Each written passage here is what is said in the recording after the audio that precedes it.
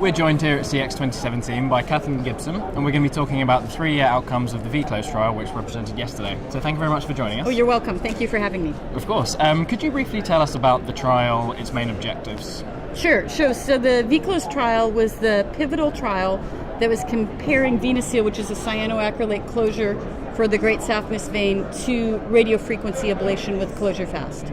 And so this trial has been presented at the Charing Cross previously, but this is the data from our 3-year results. Can you tell us the headline results? Yes.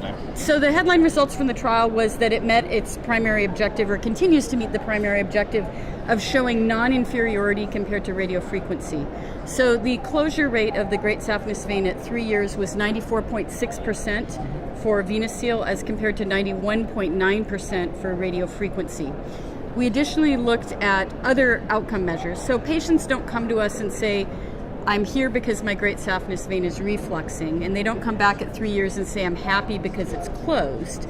They care about their quality of life and their symptoms. And what the study showed that's very important is at 3 years, those quality of life improvements that we saw early on are maintained in both groups, actually, and that there was no difference between the two groups, that at 3 years both had benefit in terms of quality of life from having their vein closed. Okay, and so given these results that you presented yesterday and also the previous results from this trial, do you see at any point in the near future the possibility of glue really overtaking radiofrequency ablation as a popular procedure? Sure. Well, I think in the future physicians are going to be happy to have more than one tool in their toolbox, and there's some unique situations where, I think glue has an advantage, particularly in the below the knee application, because there's not a worry of nerve injury with this technology.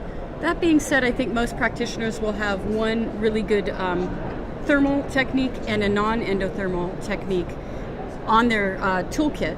And I think that VeNous is a nice complement to radiofrequency ablation to have people be facile with both. Sure.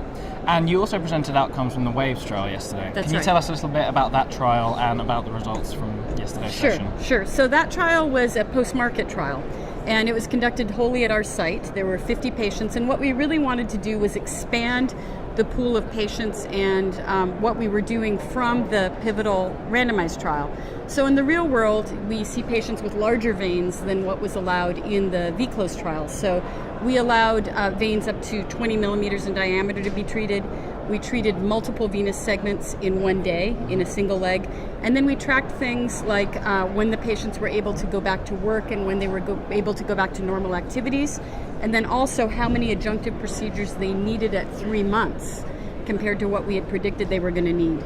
So we got kind of a better idea about how we were going to be able to integrate this technology into our practice for all of our patients with WAVES. And what the WAVES data showed was that even in patients with very large veins, if you are able to put a little bit more glue in than what we did in the VeClose trial, you can obtain excellent results. So our overall closure rate for all veins was 98% at 1 year, and for the GSV was 100% in that group of patients. Okay, great. Well, thank you very much for joining us. You're really welcome. Appreciate your time. Hope you enjoy the rest of the symposium. All right, thank you very much. You.